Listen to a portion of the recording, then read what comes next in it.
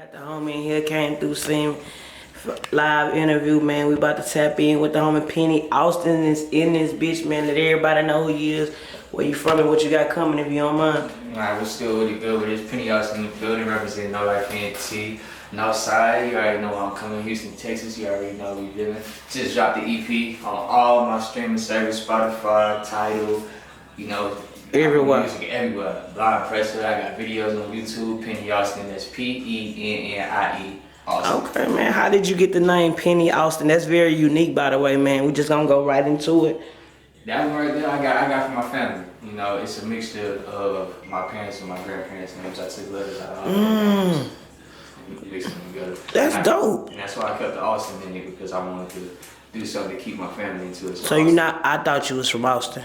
When I first seen it, I was like, is he from Austin? That was what opened it. And what got you into music, man? Let the streets know. You was telling me your friend, man, but let everybody know what got you into doing music. Yeah, my boy Trev, you know, he was in middle school. He was doing a production class, and one day he just was like, hey, you want to kick it after school and record some music? It was about 4 or 5 of me and my homies. We kicked that at school, recorded a song. The song was lit. Do you remember the first song you ever recorded? I remember it. Okay. I remember it. I was nervous as shit. You get my voice chopping and everything. Okay. I feel it. You been doing your thing so long, man. Give us a little background, man, with the music, like step by step, and how did you get to where you are at now? Step by step. Or if it was a step by step. It's been a long, crazy grind. It's been a long, crazy ass grind. There's been a lot of things I've had to learn along the way. A lot of things that I went through. So to get to where I'm at now, really is just the experiences of going out there doing them shows, putting in that groundwork, and actually seeing shit. I feel like that's how it got me to be where I'm at now, meet people. I feel like you being from Houston, do you feel it's hard to break as an H-Town artist? It's harder out here than it is in a lot of other cities. Okay. I can see that. It takes us a little bit more time or whatever the case may be. I can see that. Man, talk about popping a little bit. I know you dropped that, man, a couple of months back, man. Talk about that one a little bit. You was promoting that one heavy. Oh yeah, that was my first baby. I ain't gonna say it's my baby now because she got replaced. But that was one of my first babies, one of my first videos that I really enjoy shooting, that I've been on since I've been back on my grind, because I took me a little break. But since I've really been back on my grind, that was one of the first ones that I dropped that I really love. Popping is my shit, like, you know. What made you click to like that one? What made you like that one? The hook. Okay. The hook. Okay. Nigga really do be feeling like I'm popping, and it really just that whole turn me up. I can't lie. I feel it is a high energy song, so I actually fuck with that. I'm gonna play a little bit. Let the people hear a little bit in case they need to download it. Where can they go, like, get it? You can go any stream service, whatever you listen to. Oh, any the album, YouTube. Okay, cool. It's on that Blind Pressure EP. It's on that Blind Pressure. Yeah, it's on the album that just. Man, Blind Pressure. Why that name, man? I like that title. Because I feel like I'm a nigga that's in the shadows, that's always applying pressure. Like you gonna feel me. You might not know where that pressure coming from, but you know it's coming. I feel that. You say you in the shadows. Do you feel like sometimes you being overlooked as far as the industry? Overlooked? Nah. I just don't feel like the industry ready for what I'm about to bring here.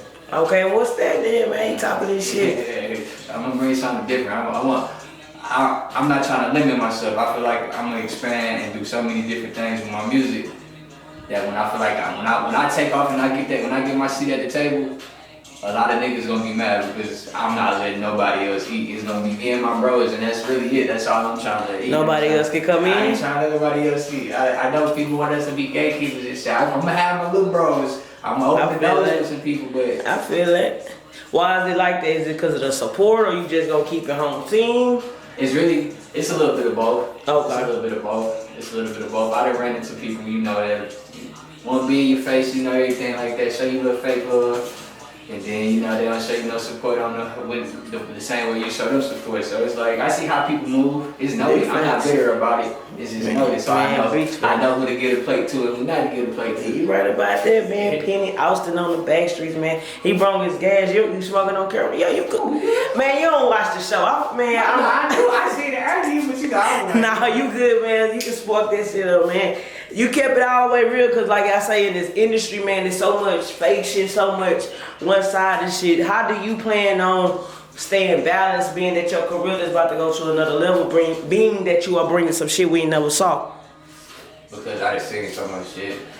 I just seen about a lot of niggas say that. A lot of people say that, but I really didn't. I done been out on my ass. I done been out on my ass. So it's like, I don't want to never go back to no shit like that.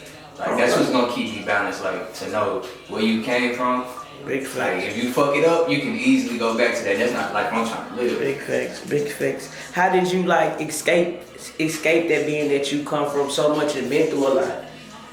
Was it the music or like what was it? The music. That's what saved my life. That's what I tell people that a lot. Expound on it a little bit, man, because a lot of people don't be honest about, they be like, oh, I ain't trying to be no rapper, I'm just after the bag. But a lot of time music is therapy for a lot of us and shit like that. So expound on that for me. It saved my life. It really did. When I was going through all this shit that I was going through bad relationships and everything like that. When I was going through all of that, the only thing that I really can escape to was music. I don't like talking. It was hard for me to talk to people. I ain't really talking to my people growing up, my parents, none of that. Yeah. So I ain't really talk to people, but that mic, I let all that shit out on the mic. I feel like if I didn't have that mic, I really don't know what would have happened if I wasn't able to release any of that shit on the mic. I feel that. Man, Blind Pressure, man, you even said it, and my boy Luck was telling me, man, that this was a bad motherfucker, but you say you felt like it was the album of the year. Why did you feel so highly of the project? And we're gonna talk about the name too, but man, I feel so highly of the project just because I was talking my shit on the album. I can't even lie, I was talking my shit like, and I brought some of my different vibes. I ain't really show the bag the way that I wanted, the way that I can, but I was talking my shit on that, and I feel like a lot of niggas ain't really dropping heat like I'm dropping heat. Big facts. I don't feel like niggas dropping heat like that. Big facts, and you remain consistent as far as you promoting your shit and putting out songs and shit, man. Why that title, man, Blind Pressure? Because I want to apply pressure. And I feel like, and this brings me back to the overlook thing. It's like I feel like niggas are not seeing me, so they blind to the shit that I'm doing. So that pressure is getting applied. Big You're gonna facts. see, regardless if you tune in or not, you're gonna see that Pennie post. You're gonna see somebody talking about Pennie because I'm applying that pressure now. Big facts. So speaking of being seen and attention, do you feel like you have to clout chase or do something extra to get broken in this industry? Nah. Because all it takes is one person to hear you, and you ain't gotta go chasing for that one person, because that person out there. I feel it. How has your music grown over the years? It's so funny because I say so all the time. The beginning me, he would be so mad at the me that I am now. Why you say that? Because back then I was definitely anti singing, anti auto tune. I was anti all that shit, man. I was. You couldn't be a real rapper if that's what you was doing. Right. I really felt that way, but I'm glad that I changed that up. So you felt like you wasn't a real rapper if you wasn't using auto-tune? And If you was sick, I was one of them. We gotta spit the bars, ass niggas. I was like, okay. I understand that. I think you can give us both like bars and still put a little melody to it and shit like that. That's where I'm at. That's why I learned how to mix together both of them. I feel it. I get that to my producer. My producer even because I was always in there with the bars and he was like, hey, let's do this. Because it's like it's a different era that niggas don't really. You right about that. I'm gonna drop you some bars. You gonna get them bars in there. It's like Wayne, you gonna get them bars, but I'm gonna also give you this melody at the same time. Big facts, man. Speaking of bars, man, who are some of your favorite artists? Wayne. Okay. Wayne, Kendrick, Cole, and Drake. Oh, so you like lyricists? I can tell. Wayne, Kendrick, Cole, and Drake. Oh yeah, you name everybody. All them on top 5 list. If we gonna talk about the new niggas, okay. The new niggas that's out right now, I give love to the baby. Lil Baby Cole. I like Lil Baby. He my favorite young boy. I fuck with Lil Baby. And then my local niggas, I definitely fuck with my nigga Health. High Health. That's man, shout out, High Health. Okay, who else from the local scene? Shout out my boy Lil G. Y'all go get that, fuck all that shitty shit. Yeah. Shit. You already know what season it is. You know, them my boys, real scrap money, them my boys. Like, man, shout out to all of them, man. Shout out to they whole camps, them boys. Them niggas still spitting and holding it down for the underground. Them, they still rapping. You know, it's hard to find people still rapping, everybody on this singing wave, which is cool, but it's like, sometimes we want to hear bars and substance. Sometimes you gotta spit. Exactly. It's hard to get away from it when you got it in you. I can say, even though I've tried my hardest, you know, Exactly. I always find myself going back to it because it's like, that's it's fucking, you was birthed in this shit, man. Talk about Pablo a little bit, man. I love the video, by the way. Everybody love the video. Hey, shout out to my dog, man. My dog was the star of the video, man. My little pit boy, she was the star of the video. Okay, she was. Everybody loved her. But Pablo, man, I wrote that the day my brother got out of jail. My brother was locked up. He was locked up for a year and a half. Yeah, so and he been in Dallas. I ain't seen my brother in a couple years, but I wrote that the day that nigga got out of jail. That's what he motivated me. It was like, fuck it, we finna run that bag up. Now that my brother, it's time to get this money. It's time to really put this shit in motion. So he was like doing it. Big Facts, man, when you in the studio, what's the top 3 things that you got to have? Weed. Weed and water, that's really all. Weed and water, I love those. Man. Weed and water. By far, man, on the project that you got out, do you have a favorite song that you enjoyed recording that put you in a vibe? Right, because they all pressure. That's a hard one. I really honestly would say my favorite one off the project is Down Bad. I would say Down Bag, and I like Bag Today. Down Bad's my favorite one. It wasn't up. Bag Today is the oldest one out of all of them. I recorded Bag Today with January 2019. Oh, okay. Yeah, damn, and you just decided to throw it on that project. Okay. Okay, man, your recording process, man, do you collab with a lot of artists in the city or do you keep it home based? Home based. Home base, I feel it. I'm about to start collabing, so if you want to fuck with me, this is the top. Man, tap the DM. Tap the DM, man. Tap the DM, man. It's been really a lot of home base. I feel that, man. Pennie Austin, drop some advice to the artists that's watching on Backstreets with Cole, if you don't mind. Go get you a goddamn distro, kid. What? Okay, what you mean by that? Go get you a distro, kid. Go get you a BMI. And make sure all your music can go get streamed on all the streaming services. I understand we like SoundCloud, we like Mac and all that, but you know where everybody at. You know everybody. It's easier for everybody to go ahead and find you on Apple Music. Distro Kid, $20. $20 you upload it, any song all year. Any song. $20 a year. Yeah, that's a subscription, $20. So you finna go get 2 grams? Invest in your fucking music, man. Invest in your music, man. What was the best advice you got from anybody in the music game? That right there, investing in my music. Okay. Investing in your music. You can take the cheap way all you want to with it. What's the cheap way?